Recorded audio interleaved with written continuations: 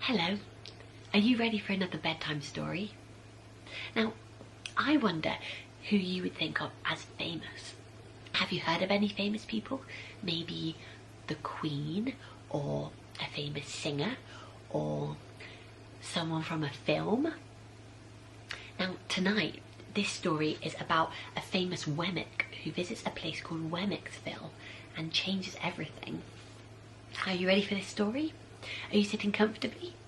It's called Best of All. Higher on the right, higher on the right, demanded the mayor. There was no patience in his voice. Chip, the Wemmick lifting the banner, stretched as high as he could and pounded the nail into the pole. Better? He barely asked the question when his ladder began to sway, first to one side, then to the next. Crash! Chip grabbed the nail he'd just hammered and held on. Perfect, declared the mayor, just perfect. As Wemmicks ran to the rescue of the dangling worker, the mayor's wife read aloud the words stretched over the street. Wemmicksville welcomes Miss Beth Stovall. Oh, she clapped her hands as she spoke. What a wonderful day. Whoever would have thought that such a famous person would visit our village? You know what they say, don't you? Everyone leaned forward. When it comes to Wemmicks, she's the best of all. Punchinello and Lucia were near enough to overhear the words. Like the rest of the townspeople, they were wooden Wemmicks made by Eli, the Wemmick maker. Unlike the rest of the village, they were puzzled. Tell me again, Punchinello asked the mayor's wife. Why is she so famous? Because everyone knows her. But why does everyone know her? Because she's famous. But why is she coming to Wemmicksville? Punch asked. The mayor's wife rolled her eyes in disgust. Haven't you heard? She's here to choose members for the wonderful Wemmicks Club. Punchinello nodded like he understood, but he really didn't. He looked at Lucia and she looked at him, and both shrugged their shoulders. He was just about to ask another question when the watch Wemmick on the top of the hill shouted, She's here! She's here! Doors flew open, stores emptied, villagers rushed from all directions to the end of the main street. Fathers lifted children to their shoulders, and short Wemmicks elbowed their way to the front of the crowd. There was much shouting and pointing and tiptoe standing until a uniformed wooden soldier, looking very official and formal, appeared at the turn in the road. With scroll in hand and bugle hanging from his neck, he marched over the Wemmick River Bridge and stopped in front of the crowd. Staring straight ahead at no one, he stood stiffly until all had hushed.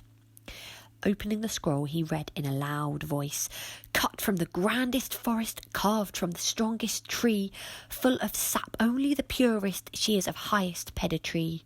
So welcome, ye Wemmicks, to your village so small, the noblest grain from the finest lumber, she is Beth Stovall.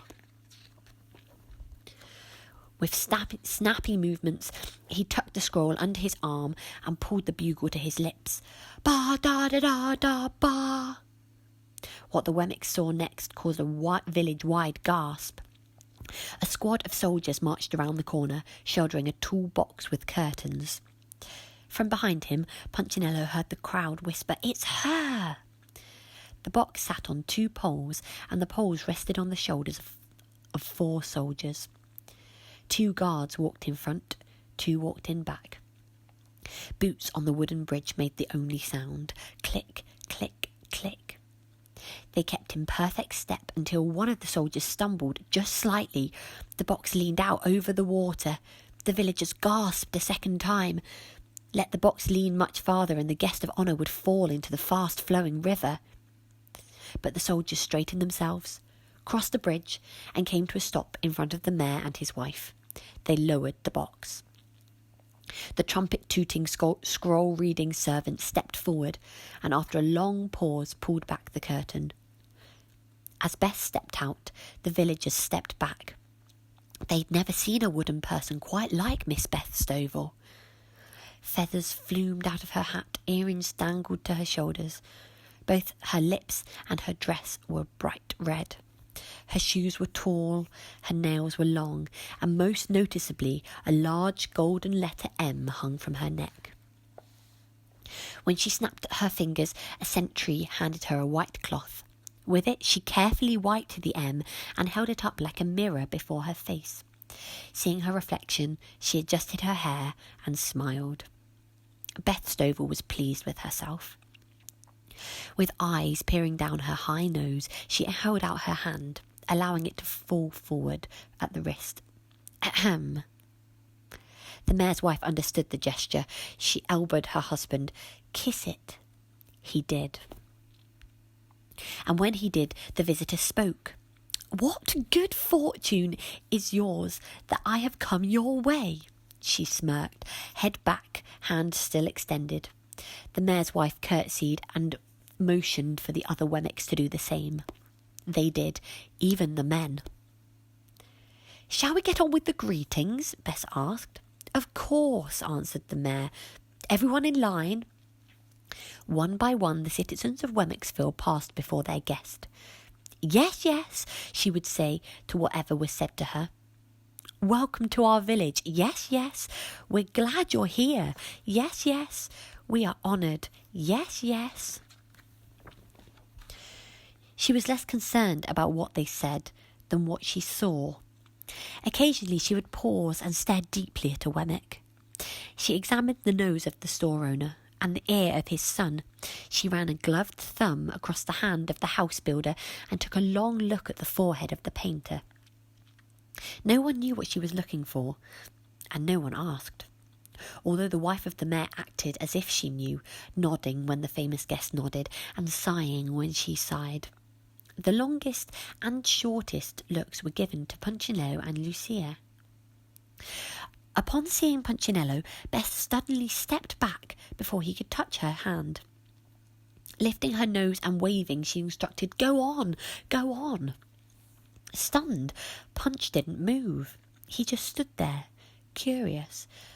"Move on," her servant repeated with a firm voice. And Punchinello did. Lucia started to follow him, not wanting the same treatment. Suddenly, the grand visitor stopped Lucia. My, Beth Stovall admired. "What have we here?" Her eyes widened, and for the first time since she began greeting Wemmicks, a smile softened her narrow face. "Such fine grain, and such a nice shade. Are you maple?"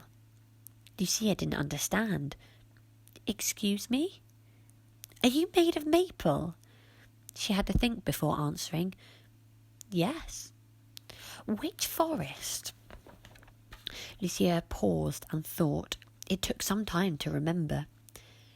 "Majestic," she finally answered.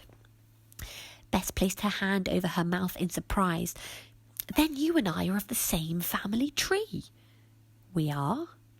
Bess Stovall laughed. "Of course." She then leaned forward and whispered, "How nice to find someone of my roots. Stay around and we will talk." Lucia did. Between greetings, Beth Stovall would make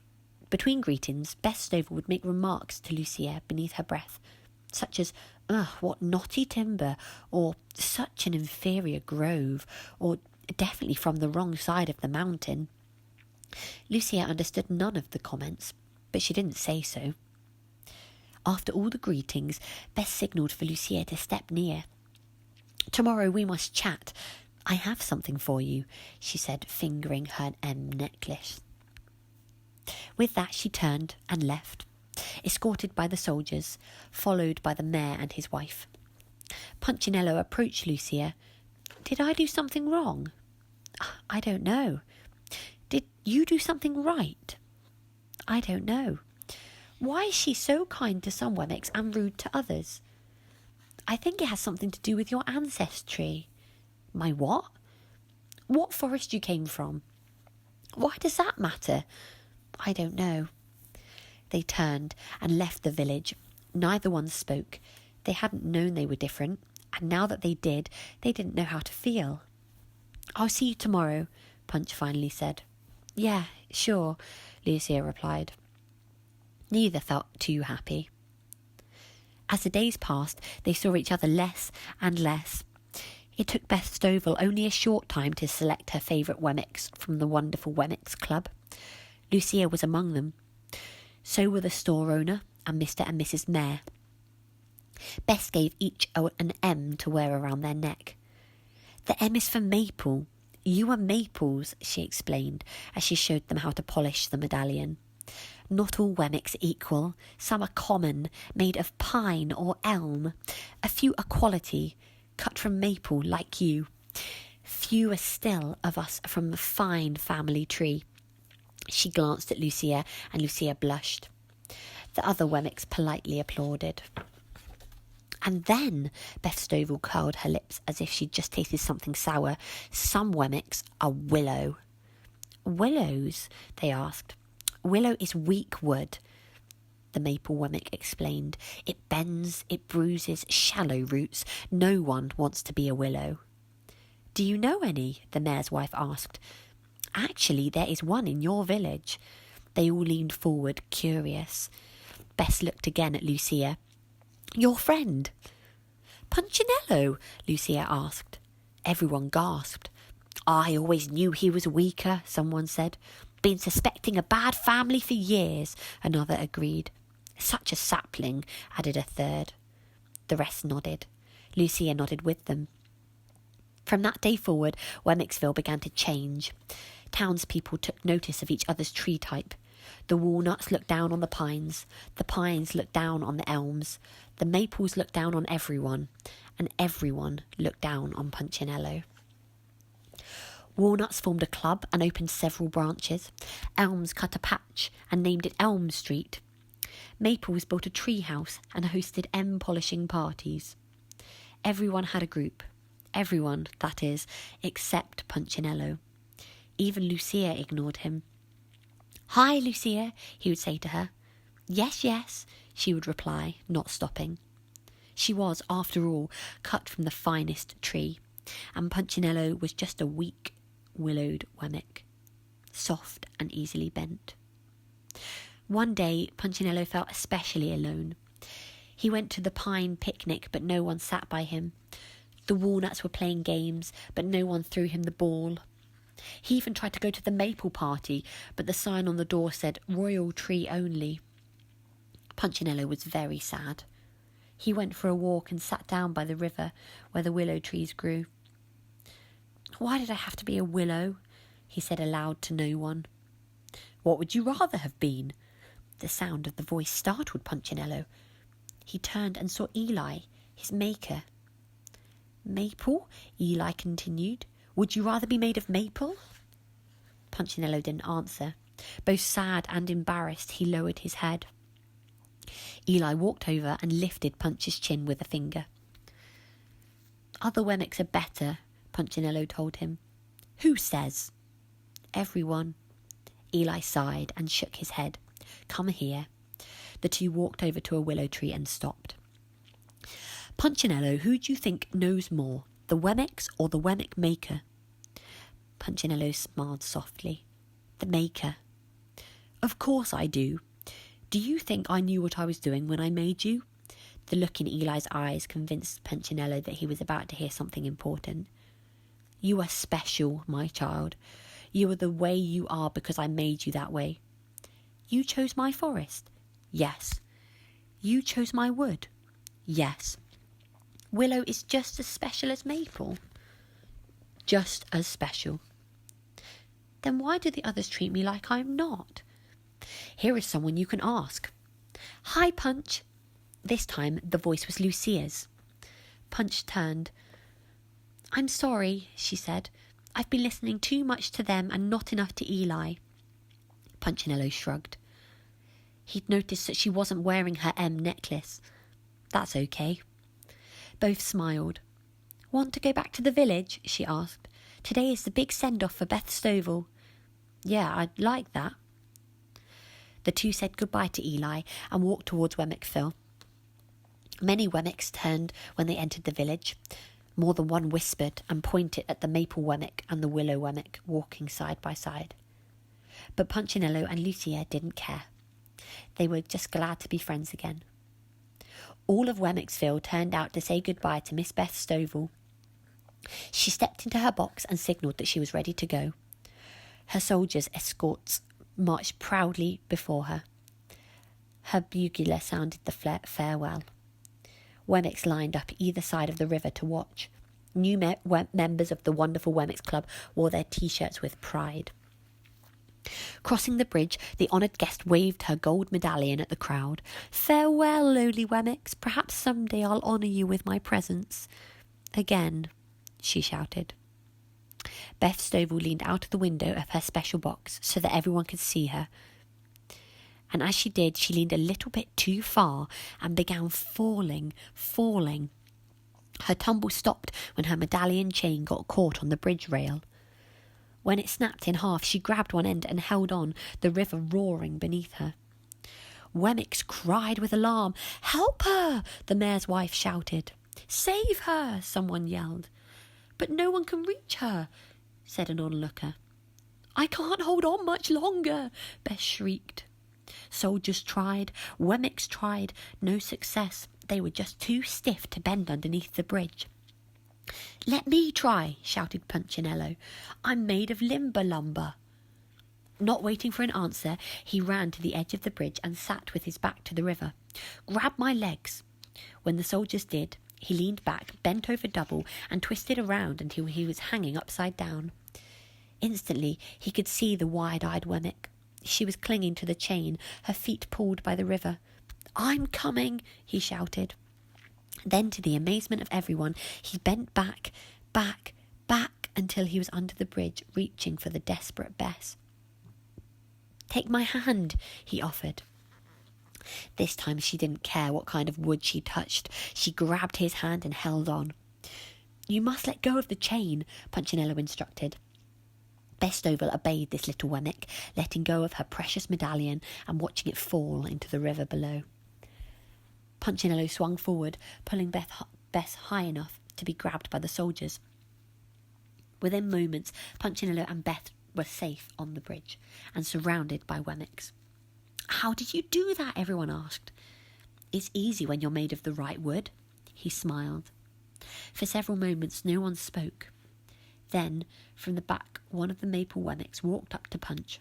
He removed his M from its chain and turned it upside down, making a W. "Enough of all this talk about maples. Let's just be Wemmix." Hanging the W around Punchinello's neck, he added, "Punchinello, you are the Wemmix of the day." One by one, the maple Wemmix removed their M's, placing them on the ground near Punchinello. Soon there was a small pile of medallions. Even the mayor and his wife removed theirs, though she took one last look at herself in her M before she sat it down. The Wemmix started back towards the town. The last thing anyone could remember about Miss Bess Stovall was seeing the majestic maple down by the river, searching all alone for her precious gold medallion. As for the villagers, they quit talking about ancestries and decided to just be Wemmix again. And Punchinello? He had a new job in town. "Say, Punch," a new Wemmix friend asked on the way back to the village, "there's a ball stuck in my chimney. Any chance you could reach it?" And when Punch did, he looked up the hill, Eli watching from the porch of his house. Punch waved. His maker smiled. Wow, that was a good story, wasn't it? Just as Eli was the maker of the Wemmix and made them all special and loved them all, so God is our maker, and he made us all special too, and he loves us. Isn't that amazing? Now I'm just going to pray. Dear God, thank you that you made us all special, and thank you that you love us. Please help us to remember this every day, and for us to all have a good night's sleep. Amen. See you next time.